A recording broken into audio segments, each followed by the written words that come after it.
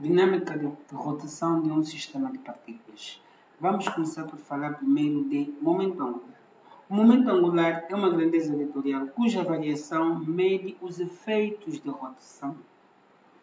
Para começar, temos aqui esse nosso sistema, as nossas coordenadas nesse plano, e temos aqui uma partícula que descreve um movimento circular ou uma trajetória num ponto P, e essa partícula, a partícula na realidade encontra-se aqui, tem um momento linear e, por sua vez, nós teremos aqui um momento angular. O momento angular, nós podemos ver as suas características. A aplicação é no ponto O, logo, a sua direção é perpendicular ao plano definido por R e P, R que é a distância passada da origem, do referencial, até o ponto P, e o seu sentido é dado pela regra do produto vetorial ou ainda a famosa regra da mão direita. Temos aqui a sua equação, que também, olhando para essa equação, nota-se de primeiro que vem da regra do produto vetorial. Assim, podemos ver também o momento angular para um movimento retilíneo. Então, temos aqui o nosso sistema. Logo, a partícula descreve esse movimento retilíneo. Temos aqui a distância que sai, nesse momento, da origem até a partícula, e temos aqui o D de deslocamento, que é a distância que sai da origem até a reta que define o movimento da partícula. Sendo assim, o momento angular, a partir da sua equação normal, temos aqui, e por sua vez, como já sabemos que o momento linear é massa-velocidade, por isso que aparece aqui, se nós avaliarmos este triângulo que temos aqui, em que D representa o partícula oposto, logo teremos essa equação para o nosso momento angular quando a partícula descreve um movimento retilíneo. Se porventura a partícula descrever um movimento circular, que é o nosso caso, temos aqui nós temos duas situações. Podemos ter a primeira situação caso a partícula descreva um movimento anti-horário. Temos aqui que o momento angular será paralelo ou estará dirigido na linha do eixo Z.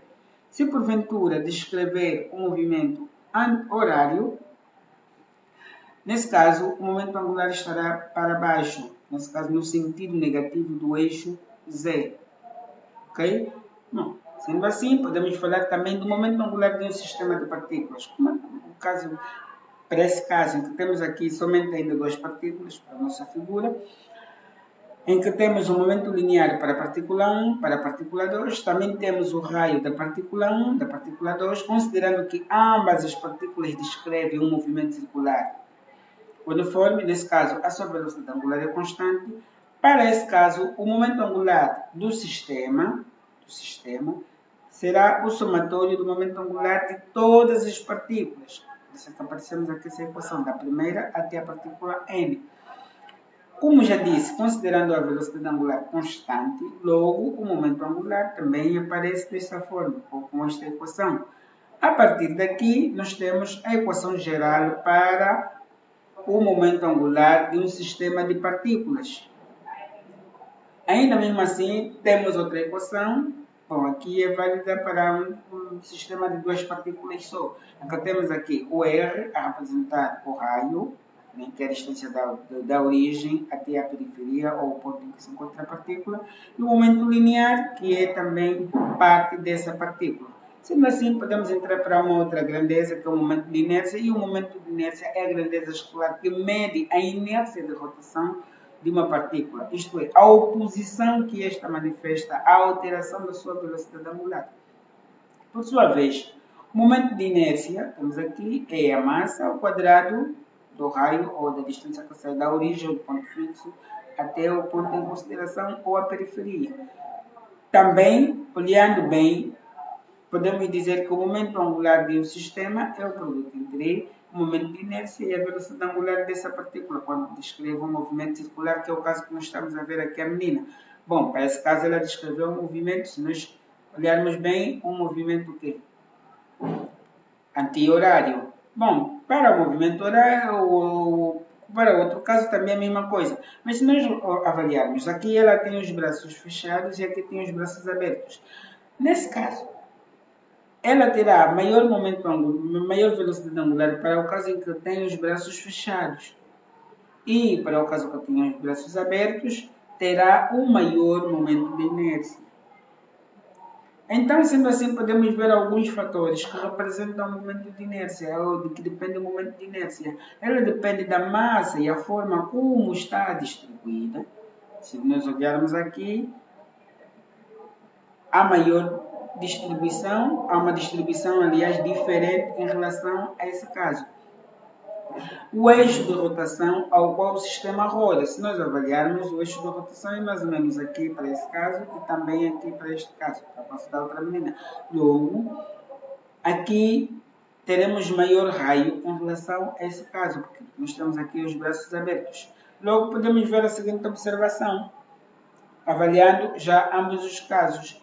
É mais difícil, aliás, pôr em movimento da rotação ou fazer parar um volante que tem maior parte da massa na periferia, que é o caso da menina, do que um disco maciço de igual massa. Sendo assim, podemos ver a questão da variação do momento angular ou a taxa de variação do momento angular, que mede os efeitos de rotação das alterações entre sistemas. Por sua vez, estamos a falar de variação, que estamos a falar de derivada. Se pegarmos aqui o momento angular e derivarmos, então, a partir daquilo que nós temos, nós já consideramos antes que a velocidade angular é constante. Bom, mas para o nosso caso não. Para o nosso caso, estamos a considerar que há uma variação da velocidade angular. Logo, a constante aqui é o momento de inércia. Então, sendo assim, vamos ter a taxa de variação da velocidade angular. E que vai dar o quê? Que vai dar a aceleração angular. Logo, temos aqui a equação que define a variação do momento angular. E isso corresponde a quê? Corresponde ao momento de força. Logo, vamos começar com o momento de força. Então, no plano, como é que nós podemos avaliar o momento de força? Temos aqui a distância que sai da origem até o ponto P, o ponto em que encontra essa partícula. Logo, temos aqui o ângulo entre R e a linha de ação da nossa força, F. Então, sendo assim, teremos também ainda a distância que sai da origem até a linha de ação da força F, e essa distância perpendicular, logo, SB chamamos de força. Sendo assim, surge o nosso momento de força em relação a essa origem, M0. Então, em termos de característica, o ponto de aplicação do momento de força é aqui mesmo na origem do nosso sistema, do nosso plano, e o sentido é dado pelo produto vetorial. A equação que nós temos aqui também é uma equação definida pelo produto vetorial. Bom, em termos de módulo, temos aqui essa equação que, por sua vez, é igual a força vezes o braço, B.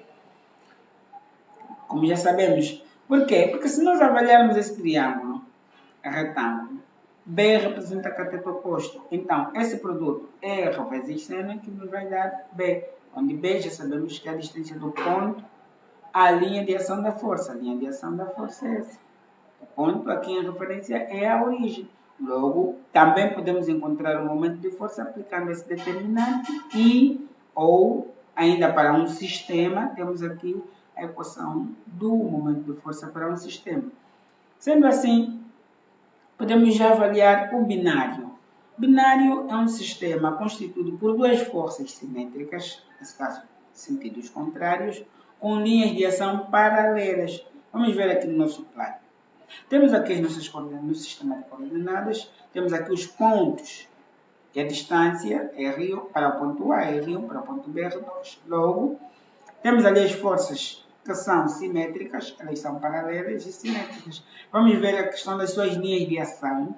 Temos aqui as linhas de ação dessas forças, são paralelas realmente.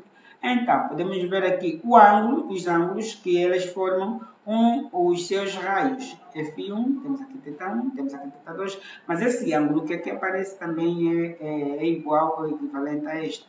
Sendo assim, vamos buscar os seus braços, braço 1, braço 2, braço 1, e temos já o binário dessas forças. Então, por sua vez, podemos notar que o binário será o quê? Será o momento de força da força 1 mais o momento de força da força 2, de forma vetorial. Mas sabemos ainda que o momento de força da força 1 e o momento de força da força 2 têm a mesma direção, mas sentidos contrários. Por quê? Porque essas forças são simétricas. Logo, por sua vez, já sabemos que para um binário a força 1 deve ser igual à força 2, porque se aplicarmos forças diferentes, não teremos um binário. Essa é uma das grandes particularidades. As forças aplicadas nos pontos, além de simétricas, devem ser iguais. Temos o braço 1, olhando para esse triângulo retângulo, o braço 1 cateto oposto aparece seno. E o mesmo acontece com o braço 2. Logo, vamos ter que, em termos de módulo binário, será a soma dos braços vezes a força. Que a força 1 é igual à força 2. E, sendo assim, podemos avaliar as características. O ponto de aplicação do binário também é na origem. E o sentido é dado pela regra da mão direita. Em termos de módulo, temos aqui o binário, que normalmente o que é o raio vezes a força, só produto. Então, sendo assim, como já sabemos, já vimos um bocadinho sobre o binário. Vamos agora ver aqui a questão da lei de Newton de rotação. A lei de Newton de rotação nos diz que o momento resultante das forças exteriores, mz, que atua sobre um corpo rígido, homogêneo, móvel em torno de um eixo fixo de simetria, é diretamente proporcional à sua aceleração angular. Temos aqui o que espelho. Logo, por sua vez, isso vai representar aqui, como já vimos anteriormente, taxa de variação do momento angular em ordem a t. E aparece aqui a equação para a lei de Newton de rotação. Mas, por sua vez, considerando que o momento de inércia seja uma constante de proporcionalidade. Quanto à lei da variação do momento angular, podemos assim dizer que, se é nulo o momento resultante em relação a um ponto fixo de todas as forças exteriores aplicadas a um sistema, o momento angular total do sistema em relação a esse ponto será constante em módulo. Por sua vez, significa que o momento de forças exteriores é nulo. Então, quando isso acontece, é porque o momento angular é constante. Tipo, se derivarmos aqui e for igual a zero, então, se o momento de forças exteriores for igual a zero, é porque o momento angular é constante. Por sua vez, agora vamos ver o momento de inércia de algumas figuras. Nesse caso, aqui, e a correspondência entre movimento de translação e rotação ao longo de uma direção fixa e o movimento de rotação em torno de um eixo fixo. Quando falamos de translação, falamos de direção fixa. Quando falamos de rotação, falamos de eixo fixo. Tudo em relação a um referencial inicial. Bom, para a translação e para a rotação, temos a velocidade linear e aqui falamos de velocidade angular. Aceleração linear, aqui aceleração angular. Massa, momento de inércia. Força, momento de força. Momento linear, momento angular. Aqui a aplicação da lei de Newton para movimento de translação, a taxa de variação do momento linear. E aqui a lei de Newton para movimento de rotação, taxa de variação do momento angular em ordem a t. O somatório das forças exteriores para um sistema resulta na taxa de variação do momento linear. O somatório das forças exteriores do momento de força resulta no quê? Na variação do momento angular do mesmo sistema.